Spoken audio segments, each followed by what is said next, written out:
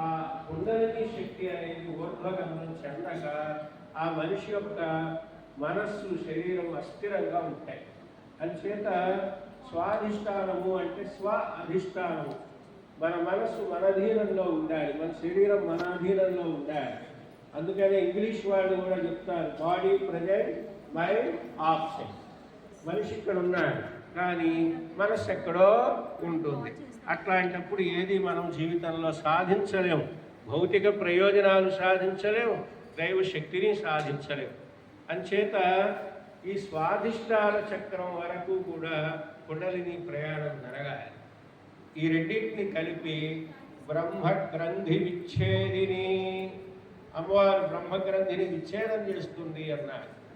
ఆ తర్వాత మణిపూరక చక్రము, అనాహత చక్రము అంటే మనం నాభి ఉండే ప్రదేశాన్ని మణిపూరకం అంటారు. ఎప్పుడైనా చూడండి, పెరగవలసింది ఏది అంటే బుర్ర కానీ బొర్ర కాదు అన్నారు. బుర్ర అంటే పొట్ట, బుర్ర అంటే మేధస్సు.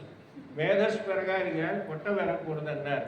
మణిపూరక చక్రం దగ్గర అమ్మవారిని ఉపాసన చేసినప్పుడు మనకి అపారమైనటువంటి మేధస్సు కలుగుతుంది.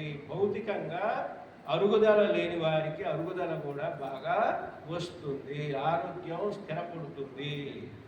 ఇక ఆ విష్ణు గ్రంథి యొక్క రెండవ స్థానం ఏది అంటే అనాహత చక్రం. ఈ చక్రం ఎక్కడ ఉంటుంది అంటే ఈ అనాహతం అంటే ఛాతి భాగం. మన ఇక్కడే కదా గుండె ఉంటుంది, అలాగే ఉచ్ఛ్వాస నిశ్వాసలు ఇక్కడే జరుగుతాయి. అందువల్ల అతి తక్కువ శ్వాసలు తీసుకునేవారు ఎక్కువ కాలం జీవిస్తారట, ఎక్కువ శ్వాసించి నొప్పేవారు తక్కువ కాలం జీవిస్తారు అన్నారు. అందుకనే ఓంకారం చేసేటప్పుడు నిండుగా గాలి పీల్చి ఆ ఓంకార నాదం పూర్తయ్యే వరకు గాలి పీల్చకూడదు. మనకి గాయత్రి మంత్రం ఉంది, ఓం భూర్భువః స్వః తత్సవితుర్వరేణ్యం భర్గో దేవస్య ధీమహి ధియో యో నః ప్రచోదయాత్.